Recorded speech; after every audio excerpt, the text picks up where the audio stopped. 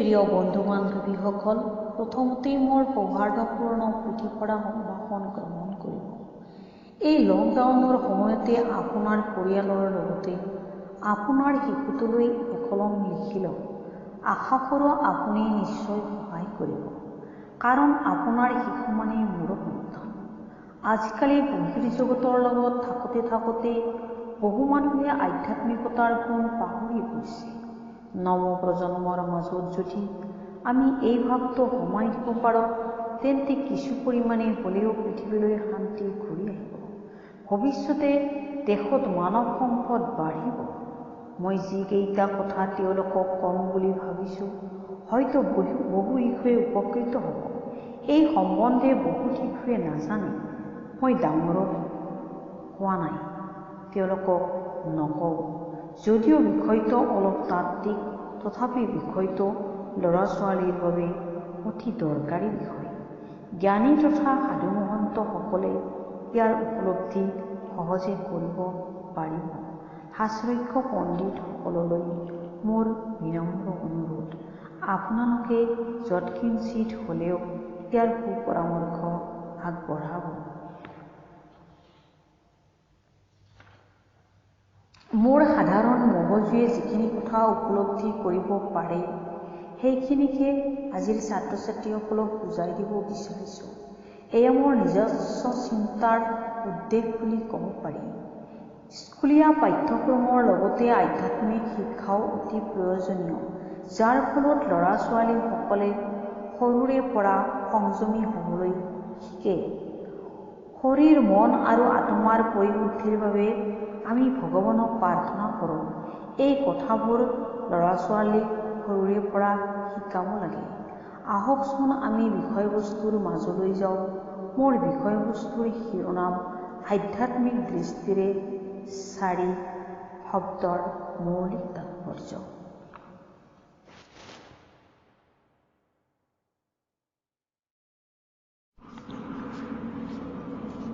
এয়া আধ্যাত্মিক দৃষ্টিৰে 4 শব্দৰ মৌলিক তাৎপৰ্য। মৰমৰ কণমানিসকল, প্ৰথমতে মই তোমালোকক চতুৰ্ভুজ কৃষ্ণৰ কথাকেই ক'ব বিচাৰিছোঁ। সৃষ্টি স্থিতি প্ৰলয়ৰ হেতু নাৰায়ণ শ্ৰীবিষ্ণু। তেওঁৱেই যুগে যুগে ভিন্ন ভিন্ন ৰূপত পৃথিৱীলৈ আহে। এই ভগৱন্ত প্ৰভুৰ বাহু 4টা। শংখ, চক্ৰ, গদা, পদ্ম আছে তেওঁৰ বাহুত। দ্বাপৰ যুগত কৃষ্ণ অৱতাৰ লৈ শ্ৰীহৰিয়ে অসুৰসকলক বধ কৰিছিল। তোমালোকে বাৰু শংখৰ নাম শুনিছা, জৰাসন্ধৰ নাম শুনিছা। এওঁলোক কেনে অসুৰ আছিল? প্ৰকৃত ভকতেহে তেওঁৰ স্বৰূপ উপলব্ধি কৰিব পাৰে। বিদুৰ, উদ্ধৱ আদিৰ দৰে মহাভকতসকলেহে ভগৱন্ত কৃষ্ণক জানিছিল। আজিৰ যুগতো তেনে ভক্ত নোহোৱা নহয়। ঈশ্বৰৰ নামেই হৈছে পৰম শক্তি। আজিৰ যুগতো আছে তেনে ভক্ত। এই শক্তি যদি এবাৰ অৰ্জন কৰিব পৰা যায়, তেন্তে কৌটি কৌটি জন্মৰ সাৰ্থকতা লাভ কৰিব পৰা যাব। গতিকে বচাহত তোমালোকে সৰুৰে পৰা সেই শক্তি আহৰণ কৰা। দ্বিতীয়তে মই তোমালোকক 4 সিদ্ধৰ কথা ক'ম। এই 4 সিদ্ধ কোন জানানে বাৰু?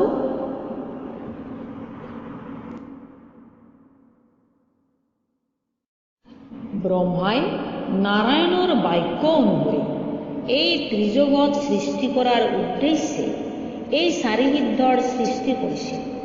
পিছে তেওঁলোক ব্ৰহ্মচাৰী হোৱা হেতু পৃথিৱীৰ জীৱজগত আগ নাবাঢ়িল। তেওঁলোক মহাজিতেন্দ্ৰিয় হৈ থাকিল। তেওঁলোক ক্ৰমে সনক, সনাতন, সনাতন আৰু সনৎকুমাৰ। মই তেওঁলোকৰ বিষয়ে তোমালোকক বিশদভাৱে পিছত নিশ্চয় ক'ম। তৃতীয়তে ক'ব বিচাৰিছোঁ 4 আশ্ৰমৰ কথা। সেই 4 আশ্ৰম হ'ল ব্ৰহ্মচৰ্য, গ্ৰাহস্থ বা গৃহস্থ, বানপ্ৰস্থ আৰু সন্ন্যাস। এই 4 আশ্ৰমৰ ভিতৰত গৃহস্থ আশ্ৰমেই শ্ৰেষ্ঠ। গৃহত নানা ঘাত প্ৰতিঘাতৰ মাজত থাকি যিজনাই ঈশ্বৰ সাধনা কৰি তেৰাৰ নাম শক্তি অৰ্জন কৰি সাংসাৰিক জীৱন কটাই সকলোকে সুশান্তি প্ৰদান কৰিব পাৰে, সেইজনেহে প্ৰকৃততে সাধু মহন্ত মহাভকত। তেনে আদৰ্শ দাঙি ধৰিছিল মহাপুৰুষ শংকৰ গুৰুজনাই। কৃষ্ণ গুৰুজনায়ো তাকেই বুজাবলৈ চেষ্টা কৰিছিল কলিকালৰ অল্পমতি মনুষ্য। গতিকে মনত ৰাখিবা, গেৰুৱা বস্ত্ৰ পৰিধান কৰিলেই সন্ন্যাসী হ'ব নোৱাৰে। তেন্তে সন্ন্যাসী কাক কয়? গীতাত ধ্যানযোগ পৰ্বত ভগৱন্ত কৃষ্ণই সখী অৰ্জুনক এই সন্ন্যাস যোগৰ বিষয়ে কৈছে।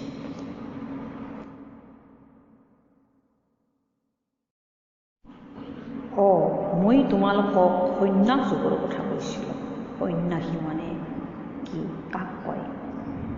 যে গীতাৰ ধ্যানযোগ পৰ্বত ভগৱন্ত কৃষ্ণই সখী অৰ্জুনক এই সন্ন্যাস যোগৰ ওপৰত কিছু কথা কৈছিল।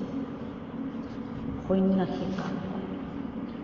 আকাংক্ষা নকৰি এক ফলপ্ৰাপ্তি যুক্ত হৈ যিজন কৰ্মত তেওঁকেই বোলে একেধাৰে যোগী আৰু পৰম সন্ন্যাসী। নকৰিলে বুলিয়ে কোনো যজ্ঞ কৰ্ম এৰি যত গৃহ ধৰ্ম নহয় কোনোবা যোগী কাকো জনা নগ'লে সন্ন্যাসী। এই কথাখিনি তোমালোকৰ ঘৰৰ মা দেউতাহঁতে নিশ্চয় সুন্দৰভাৱে বুজাই দিব। আচলতে যিজনা ব্যক্তিৰ মনত আকাংক্ষা থাকে, ইচ্ছা থাকে, কামনা বাসনা থাকে, তেওঁ কেতিয়াও সন্ন্যাসী হ'ব নোৱাৰে। গেৰুৱা বস্ত্ৰযোৰ পিন্ধিলে তেওঁৰ মনৰ পৰা এই ভাৱবোৰ আঁতৰি নাযায়। তাৰ কাৰণে তেওঁ কি কৰিব লাগিব? একান্ত চিত্তে ভগৱানক ধ্যান কৰিব লাগিব, সাধনা কৰিব লাগিব কৰ্মৰ মাজেৰে। চতুৰ্থতে মই তোমালোকক চতুশ্লোকী ভাগৱত সম্বন্ধে কিছু কথা ক'ম।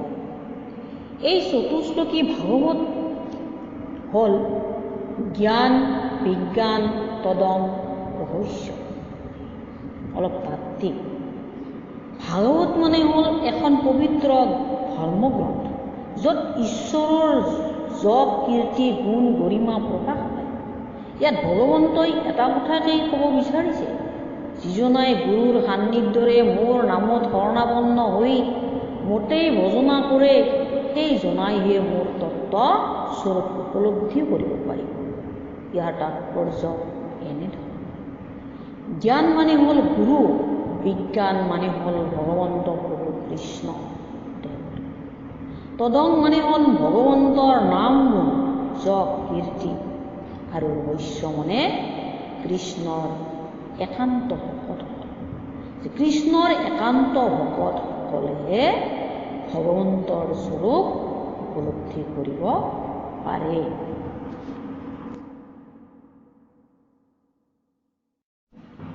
অৰ্থাৎ গুৰুৰ ওচৰত শৰণাপন্ন হোৱা ভকত এজনে ঈশ্বৰ তথা কৃষ্ণৰ মাহাত্ম্য উপলব্ধি কৰিব পাৰে। তেওঁহে ভাগৱতৰ স্বৰূপ উপলব্ধি কৰিব পাৰে। গুৰু অবিহনে যিমান অধ্যয়ন নকৰক কিয় ঈশ্বৰৰ স্বৰূপ উপলব্ধি কৰিব নোৱাৰে। এতিয়া কথা হ'ল গুৰু মানে কি আৰু গুৰু কেনে হোৱা উচিত। তোমালোকক মই এটা কথাই ক'ম গুৰু সম্বন্ধে, যিজনাই জ্ঞানৰ সন্ধান দিব পাৰে, সেইজনেহে প্ৰকৃত গুৰু। গু মানে আন্ধাৰ বা অজ্ঞানতা, আৰু গু মানে পোহৰ বা জ্ঞান। আৰু গুৰু সদায় এক ঈশ্বৰমুখী ধৰ্মপৰায়ণ হ'ব লাগে, বৈষ্ণৱ হ'ব লাগে। সকলো জীৱৰ প্ৰতি দয়াশীল মনোভাৱ থাকিব লাগে। পঞ্চমতে মই তোমালোকক চাৰিবেদ সম্পৰ্কে অলপ ক'ব বিচাৰিছোঁ। তোমালোকে নিশ্চয় জানা আমাৰ হিন্দু শাস্ত্ৰমতে বেদ 4খন বুলি, ঋগ্বেদ, সামবেদ, যজুৰ্বেদ, অথৰ্ববেদ। কিন্তু এই কথা জানানে এই বেদ যে ব্ৰহ্মাৰ শ্ৰীমুখৰ বাণী?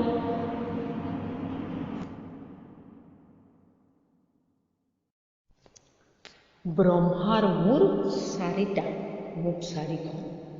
গতিকে 4খন মুখৰ পৰাই এই বেদ 4খনৰ সৃষ্টি হৈছিল। তোমালোকে বাৰু কথাবোৰ শুনি বিৰক্তি অনুভৱ কৰিছা নেকি?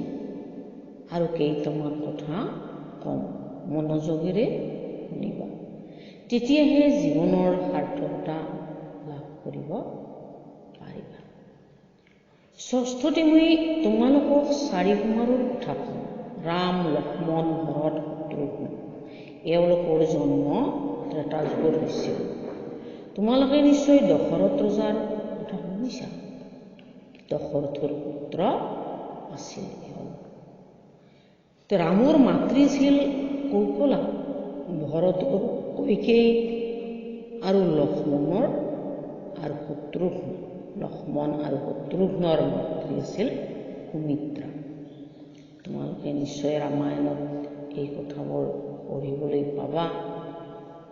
ডাঙৰ হ'লে এইবোৰ কথা ভালদৰে পঢ়িবা। সপ্তমতে 4 জাতিৰ কথাকে কম বুলি ভাবিছো। তোমালোকে ইয়াকো জনা বুলি ভাবিছো। কৰ্ম অনুসৰি এই জাতি নিৰ্ধাৰণ কৰা হৈছিল পূৰ্বতে। যেনে ব্ৰাহ্মণ, ক্ষত্ৰিয়, বৈশ্য, শূদ্ৰ, এই 4 জাতি। যে ব্ৰাহ্মণসকলে পূজা পাতল, ধৰ্মীয় কাম কাৰ্য এইবিলাকত লাগি থাকে। এইবিলাকে তেওঁলোকৰ কাম।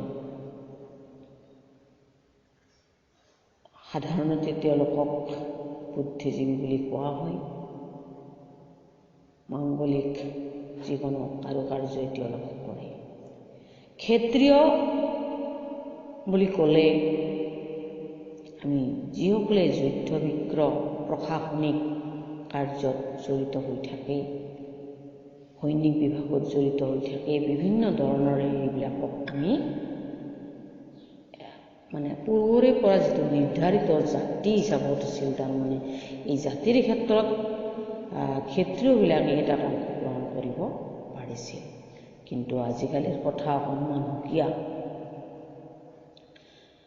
বৈশ্য বুলি কওঁতে বেপাৰ বাণিজ্য, ভিন্ন দেশৰ মাজত সুসম্পৰ্ক স্থাপন কৰা বণিকসকল, যেনেকৈ 7 সাগৰ 13 নদী পাৰ হৈ বণিকসকলে আমাৰ ভাৰতবৰ্ষলৈ আহিছিল, বেপাৰ কৰিবলৈ আহিছিল, ঠিক এওঁলোকক আমি বৈশ্য বুলি কৈছোঁ। আৰু শূদ্ৰ বুলি কওঁতে সাধাৰণতে যিসকল ব্যক্তিয়ে কৃষি কাৰ্যত জড়িত হৈ থাকে, খেতিয়ক, সাধাৰণভাৱে খেতি বাতি কৰি জীৱন নিৰ্বাহ কৰে, তেওঁলোকক আমি শূদ্ৰ বুলি কওঁ। এই 4 জাতি, এই 4 জাতিত তেওঁলোকে নিয়োজিত হৈ থাকে। সময়ৰ অজুহাতত অৱশ্যে লিখনি কিছু চমু কৰা হৈছে, যদিও মূল বিষয়বস্তুৰ পৰা আলৰি কাটি যোৱা নাই। কিবা প্ৰশ্ন বা সুধিবলগীয়া থাকিলে কমেণ্ট কৰিবা।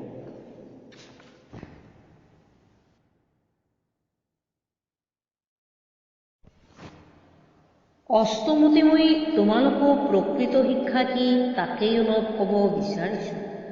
শিক্ষা বুলি ক'লে অক্ষৰ জ্ঞানেই অকল শিক্ষা নহয়।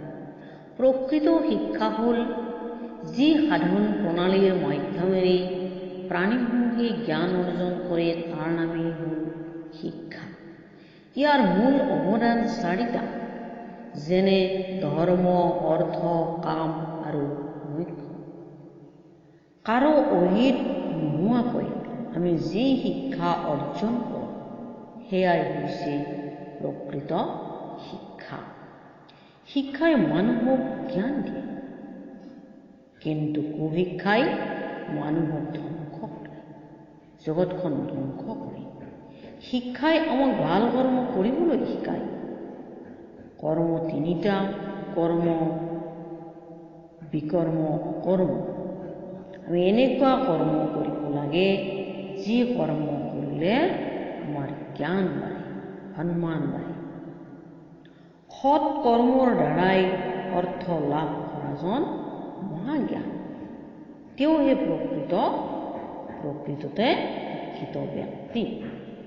তেনে লোকে মুক্তিকো বাঞ্ছা নকৰে। মহাভকত সেইজন, মহান ব্যক্তি সেইজনক মানুহে সততে শ্ৰদ্ধা ভক্তি কৰে। তোমালোকে তেনেকুৱা এজন ব্যক্তিৰ অধিকাৰী হ'ব লাগিলে এই শিক্ষা আহৰণ কৰিব লাগিব।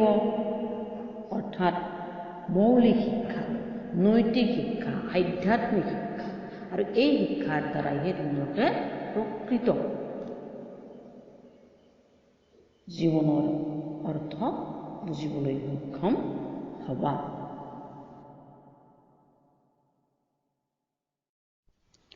সৰ্বশেষত অৰ্থাৎ নৱমতে মই তোমালোকক যোগ সম্বন্ধে অৰ্থাৎ 4 যুগ সম্বন্ধে কালৰ হিচাপ অনুসৰি ধৰ্মীয় দিশত এই যুগ হ'ল 4টা: সত্য, ত্ৰেতা, দ্বাপৰ, কলি। হিন্দু শাস্ত্ৰ মতে সৃষ্টিতত্ত্ব অনুসৰি কালৰ হিচাপ এনেধৰণৰ: সত্য যুগৰ 17,80,000 বছৰ, ত্ৰেতা যুগৰ আছিল 12,96,000 বছৰ, দ্বাপৰ যুগৰ আছিল 80,64,000 বছৰ আৰু কলিকালৰ 40,32,000 বছৰ। প্ৰায় 40,32,000 বছৰৰ পাছত কি হ'ব? অন্তিম ক্ষণত কি হ'ব? ভগৱান বিষ্ণুৰ অন্তিম অৱতাৰ অৰ্থাৎ কল্কিয়ে এই ব্ৰহ্মাণ্ডৰ অস্তিত্বটো সমাপ্ত কৰি দিব। কেনেকৈ সমাপ্ত কৰিব? অৰ্থাৎ বিভিন্ন ধৰণৰ কালৰ প্ৰভাৱ, প্ৰলয়, মহামাৰী এইবিলাক আহি পৃথিৱীখনত কি কৰিব? এটা সংহাৰ ৰূপ ধাৰণ কৰিব। আৰু এইখিনি কৰিবৰ কাৰণে শিৱই অৰ্থাৎ মহিষে তেওঁ সংহাৰ কৰিব, তেওঁৰ দ্বাৰাই কৰা। ব্ৰহ্মাণ্ড পুনৰ সৃষ্টি হ'ব। তাৰ পিছত পুনৰ সত্য প্ৰৱৰ্তন হ'ব। এনেদৰে আমাৰ কল্কিৰ শেষ পৰ্যায় বৰ্তমান আমাৰ মানুহে কয় যে বৰ্তমান এতিয়া আমাৰ কি হৈছে? কল্কিৰ শেষ পৰ্যায় হৈছে, কলিৰ শেষ পৰ্যায়। আৰু এইখিনি সময়ত মানুহৰ মন বিচ্ছিন্ন হ'ব, কোনেও কাকো ভাল নোপোৱা হ'ব, হিংসা হিংসি হ'ব, মাৰামাৰি কুটাকুটি কিমান যে আহুকালে দেখা দিব সেই কথা আমি নিজেই অনুমান কৰিব পাৰিছোঁ। তোমালোকে নিশ্চয় ভগৱানৰ অৰ্থাৎ বিষ্ণুৰ 10 অৱতাৰৰ কথা জানিছা বা শুনিছা। এই 10 অৱতাৰ অৰ্থাৎ 10টা অৱতাৰ ধাৰণ কৰিছিল শ্ৰী বিষ্ণু।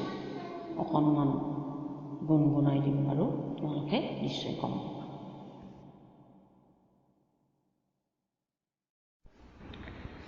এতিয়া মই তোমালোকক এই বিষ্ণুৰ 10 অৱতাৰ সম্বন্ধে কম, অকণমান গুণগুণাই দিম।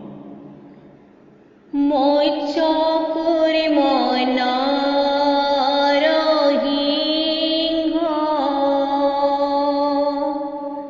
বামন পৰশুৰাম হোলি ৰাম বৰাহ শ্ৰীৰাম বুদ্ধ কল্কি নামে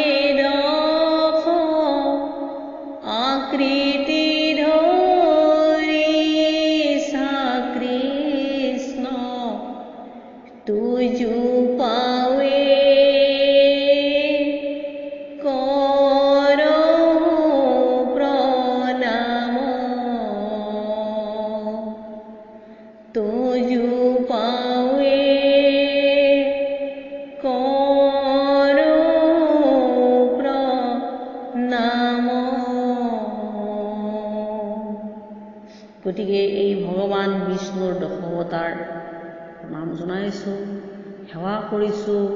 ভগৱন্ত প্ৰভুৰ কি অনন্ত মহিমা। তেওঁৰ এই দশাৱতাৰ মৎস্য, কুৰুম, নৰসিংহ, বামুণ, পৰশুৰাম, বলিৰাম, বৰাহ, শ্ৰীৰাম, বুদ্ধ, কল্কি এই আটাইকেইটা অৱতাৰে সৎভগৱান। এই আটাইকেইটা অৱতাৰতে ভিন্ন ভিন্ন অৱতাৰ লৈ প্ৰভুৱে জগতলৈ আহিছিল। আৰু এতিয়া কলিযুগ। এই কলিযুগত ঈশ্বৰৰ নামেই হৈছে পৰম শক্তি। এতিয়া কল্কিয়ে ৰূপ ধাৰণ কৰিছে, ভয়ংকৰ ৰূপ ধাৰণ কৰিছে। চাৰিওফালে মাৰা কাটা হাই কাইজা বিভিন্ন ধৰণৰ বস্তু আহি মানুহৰ মন বিচ্ছিন্ন কৰি পেলাইছে। আৰু এই যুগত ভগৱন্ত কৃষ্ণক সেৱা কৰাৰ বাহিৰে, তেওঁৰ নাম স্মৰণ কৰাৰ বাহিৰে আমাৰ কোনো দ্বিতীয় উপায় নাই। হে মৰমৰ ছাত্ৰ ছাত্ৰীসকল, তোমালোকক মই পুনৰবাৰ মৰম যাচিছোঁ। মই পুনৰবাৰ মৰম যাচি এতিয়া মোৰ লিখনি, মোৰ ক'বলগীয়া, মোৰ ভিতৰৰ, মোৰ মনৰ কথাখিনি সামৰিব খুজিছোঁ। তোমালোকৰ মংগল কামনা কৰিছোঁ। তোমালোকে যেন এই সময়ছোৱা, এই প্ৰলয়ৰ সময়ছোৱা ভালদৰে অতিবাহিত কৰিব পাৰা তাৰে কামনা কৰিছোঁ। কৃষ্ণ।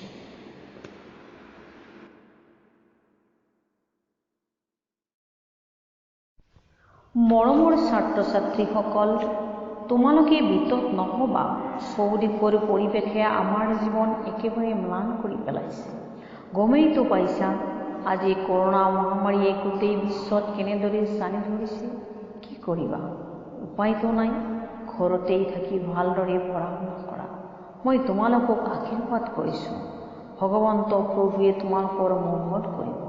দেশৰ নাম উজ্জ্বলাব পাৰিবা। তোমালোকৰ ওপৰতে আমাৰ ভৰসা।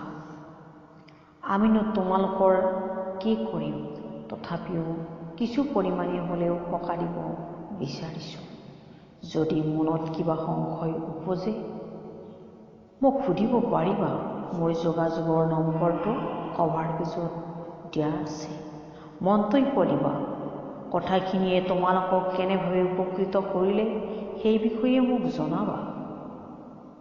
ইয়াৰ পিছত মই তোমালোকৰ কাৰণে আৰু ভাল ভাল নতুন নতুন কিছুমান পৌৰাণিক আখ্যান, উপদেশমূলক কথা লৈ আহিম বুলি ভাবিছোঁ।